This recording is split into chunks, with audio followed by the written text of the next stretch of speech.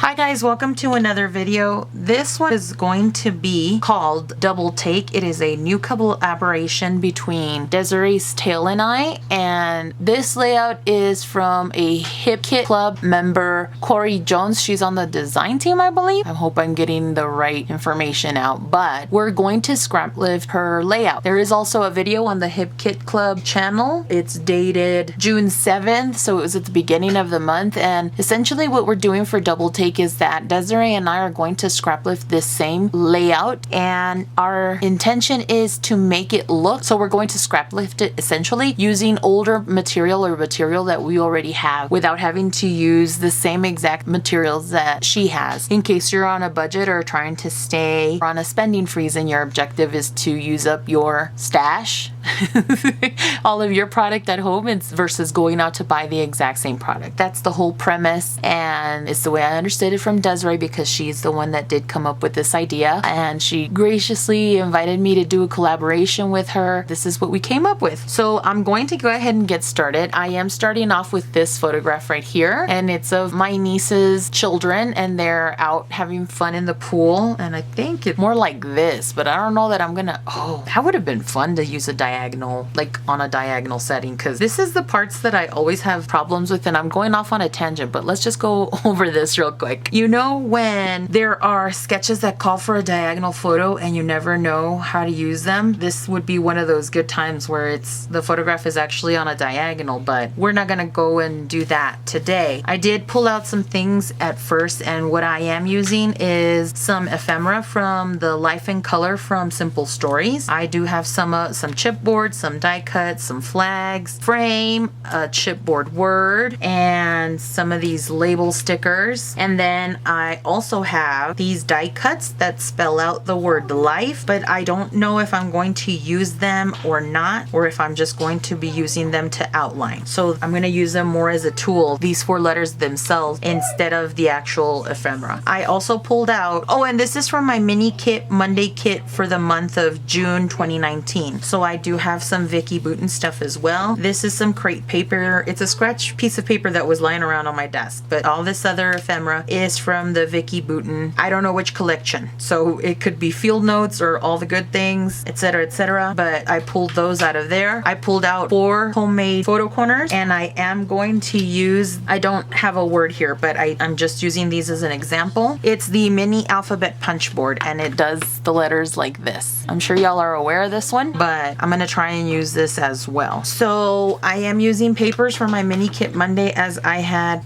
one more thing before I go on. Another ephemera that I'm using is the Joy Parade by Kim Watson Sentiments Puffy stickers. I am going to use this word amazing, and I bought it at Tuesday Morning in February of last year. So I have some older product. This is from Dear Lizzie as well. It's from one of the older sticker books. I think it's the Lucky Charm. And then I have a few sheets. This is from the Heart Chamel travel line. It's a paper pad, and that's what my papers are. This is from Sunny Days from Dear Lizzie. I thought I had written it down, but I guess I didn't. And this yellow one is also from Sunny Days, I believe. If you want to know where these came from, I do have a video on my mini kit Monday reveal for June 2019, and that's where I will have all of those products listed out. I am going to go ahead and start the video and see where I end up with this layout.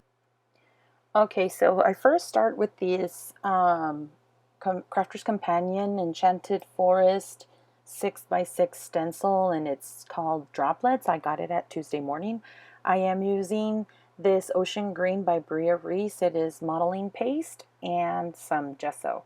I don't end up using the darker blue of all the colors because it's not something that was in the color scheme, and I wanted to stick to that as much as possible.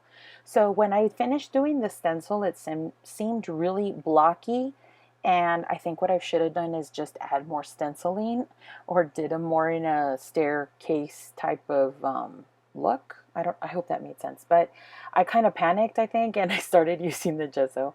I almost didn't use it, and I am using the mini punch by We Are Memory Keepers, the mini alphabet punch board, I think it's called. And I also got this at Tuesday Morning. For the most part, I think I'm a Tuesday Morning scrapper. Like, I think that's where I get the majority of all of my craft supplies and my stash.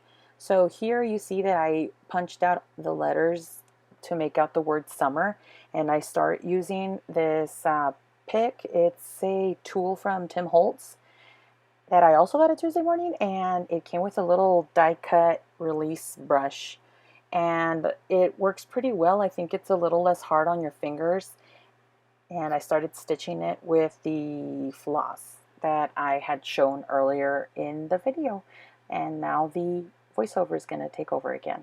Okay, so this is what I have so far. I already stitched up all my letters in different colors, and I did use the yellow twice and this turquoisey color twice, and then I did a orange and a red. So I don't feel very comfortable yet with my mixed media, and that's something that I'm trying to improve upon. And I kind of went a different way, a different obvious way from the layout that Corey Jones has. And I wanted to talk about what I took as inspiration from what I scrap lifted from her layout that she did. I used this striped paper. In her layout, she did the gesso or modeling paste. I'm not too sure what she used, but I used the stripes as a direct translation in my pattern paper. And then I also did add gesso and modeling paste in this color to mimic the color of the pool and to bring it out into the layout as well. Mostly because the colors that I'm using are not really portrayed in the picture. I'm thinking about this type of layout, and since I did more like this type of thing on the gesso, the reason why I did that is because when I finished these parts of the stencil, they were looking really blocky and I wanted something more flowy. So I added these types of things, and when I saw it, when I was done with the mixed media, I wanted to scrap this paper altogether. And my husband saw the paper without the picture, and he saw it was SU, and I had those other letters for examples, and he said, "Are you gonna make a surfing page?"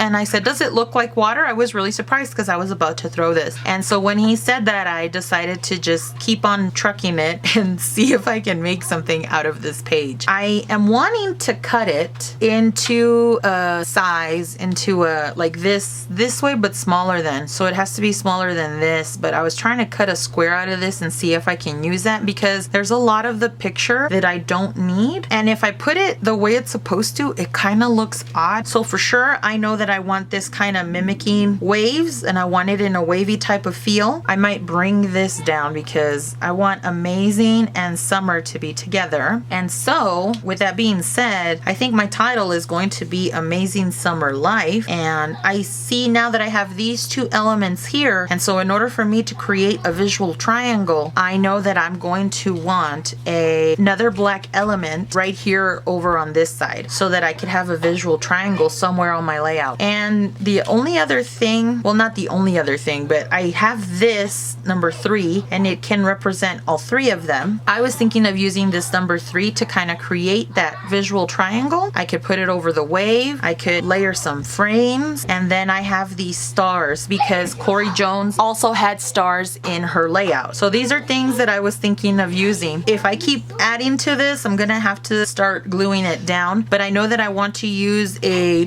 couple of paper layers on the photograph, and I want to incorporate these two somehow, so hopefully I can get that on the paper. So I'm going to go ahead and put you on fast forward again, and I'll keep going with this layout. Okay, so I am not done, but because everything is not glued down, but I figured I'd do the inverse. That sounded funny. I always talk weird. Do you guys ever talk where like a vowel is too long, or you just mispronounce it really bad? Anyway, let me get back to the layout. So I'm going to glue it as I think it's gonna go as far as the layout is. I hope that made sense. I want to put a lot of stuff on dimensional tape. I know that I'm also going to use glue because there's a lot of mixed media on there. And so I'm hoping this comes out the way I see it in my head, and I really want it to work out. So I think the first thing that I want to do is glue down the letters, because that's kind of the ledge that everything else kind of sits on. It's kind of like the biggest focal point aside from the photograph, but the photograph is gonna kind of be buried into this stuff. I didn't put any pattern paper around it either, although I did want to. I don't know if I still might do that when I come back from the taking care of this stuff. So I might be back after I'm done putting foam, dimensional foam, on the back of all the lettering, and then we'll get started from there.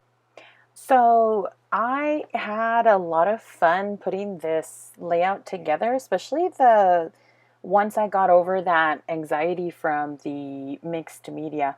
I started using a lot of dimensional tape, a lot of glue with ATG tape put together, also some dimensional foam, and I think I mentioned glue dots as well. So most of the things that you see here, if you see me cut into the video, is because I start one thing and then I just kind of give you the finished product of it. I managed to use 2 of my photo corners that were homemade, and then I used the last 2 on the opposite ends of the 12 by 12 paper.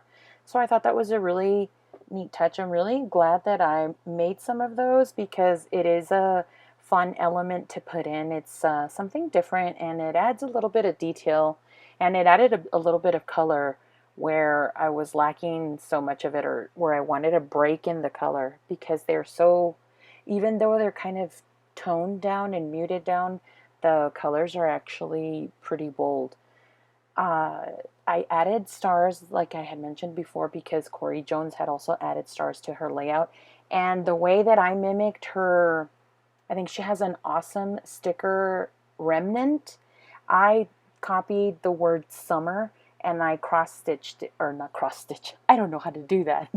I, I stitched the paper with different colors to kind of match that same type of feel. So yeah, all in all, you can see that I loosely scrap lifted her layout, and that's the wonderful part about scrap lifting, is that you can interpret that inspiration that you see from either a sketch or a layout that someone's done, or a video of someone creating a layout themselves, and you can take it and use that however you interpret it. All of this was just adding the chipboard and some more of the cardstock pieces.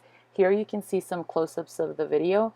Don't forget to check out Desiree's channel for her take on this layout from Corey Jones. Thank you so much for watching. Subscribe if you haven't already. Give this video a like, and leave me a comment below. I love to hear from you guys. So head on over to Desiree's channel and leave her some love. We'll see you next month with another video. Thank you. Bye.